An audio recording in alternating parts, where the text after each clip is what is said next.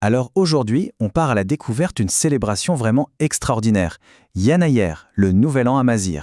C'est une fête qui remonte à la nuit des temps, riche en histoire et en tradition. Elle marque le début d'une nouvelle année pour des millions de personnes en Afrique du Nord. C'est un véritable trésor culturel qu'on va explorer ensemble.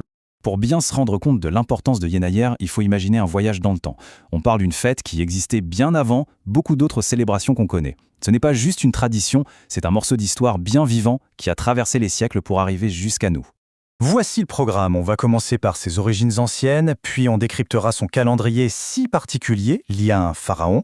Ensuite, on plongera au cœur des traditions, on découvrira les mythes qui l'entourent, et pour finir, on verra comment cette fête ancestrale a été ravivée aujourd'hui. Allez, première étape, on pose les bases. Avant de parler de pharaon ou de tradition, la question la plus simple, mais aussi la plus importante, Yanayer, c'est quoi exactement? Yanayer, c'est donc le premier jour du calendrier agraire amazigh. C'est célébré tous les ans, le 12 janvier, et ça rassemble les communautés amazighes, qu'on appelle aussi berbères, de la Libye jusqu'au Maroc, en passant par l'Algérie, la Tunisie et même plus loin. D'ailleurs, le mot Yanayer lui-même, il veut tout dire. Ça signifie premier mois. Maintenant qu'on sait ce que c'est, on va s'attaquer à un des aspects les plus curieux de Yanayer, son calendrier. On a peut-être déjà vu passer des dates comme l'an 2976, mais d'où vient ce chiffre? Pourquoi est-il si différent d'une autre? C'est ce qu'on va voir. C'est vrai que ça interpelle, non, cette différence de presque 1000 ans, elle ne sort pas de nulle part. Elle est en fait liée à un événement historique bien précis, un moment absolument fondateur pour le peuple amazigh.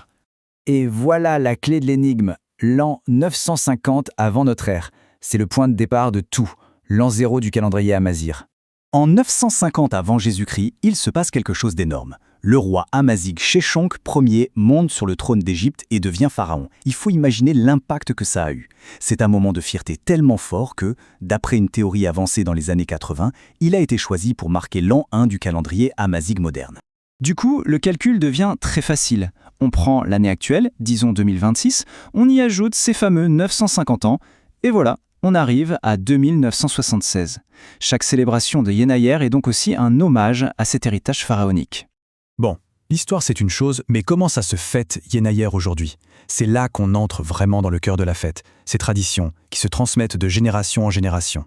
Tout commence par les préparatifs. Les maisons sont nettoyées de fond en comble. C'est une façon de chasser les problèmes de l'année passée. Et ensuite, on décore tout pour attirer la prospérité et la fertilité pour la nouvelle année. Un vrai rituel de renouveau.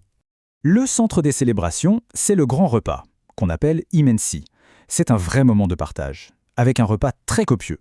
On y trouve souvent un couscous spécial, parfois avec 7 légumes symboliques, des viandes séchées, des pois chiches, des haricots, et bien sûr des pains et des crêpes traditionnels comme les tirifines et les lemsemeh. Mais ce repas de Yanayer, il cache une petite surprise. Il y a une tradition assez amusante qui vient pimenter le tout. Un noyau de date, qu'on appelle ahermoui, est caché secrètement dans le grand plat de couscous que tout le monde partage. Celui au sel qui tombe sur ce noyau dans sa part de couscous, eh bien, cette personne est considérée comme la chanceuse de l'année. Pour le symboliser, on lui remet la clé du garde-manger, Ayrad.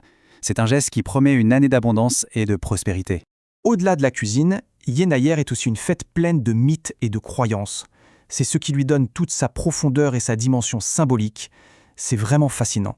L'une des légendes les plus célèbres, c'est celle de la vieille femme, la Temgart. Elle pensait que l'hiver était fini, alors elle s'est un peu moquée de Yanayer en sortant son troupeau, comme pour défier la nature. Et là, pour la punir de son arrogance, Yanayer, furieux, aurait emprunté un jour au mois de février, feuilloir, juste pour faire durer l'hiver un peu plus longtemps. Il a alors déchaîné une tempête terrible qui a emporté la vieille femme et son troupeau.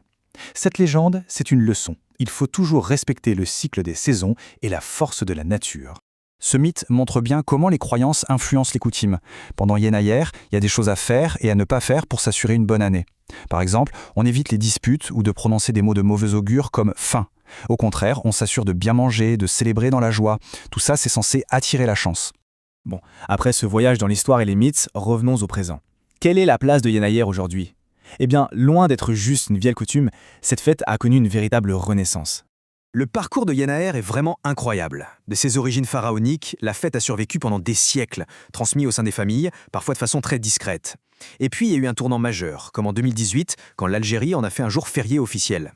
Aujourd'hui, Yanayer, c'est bien plus qu'une fête de Nouvel An. C'est une affirmation culturelle forte.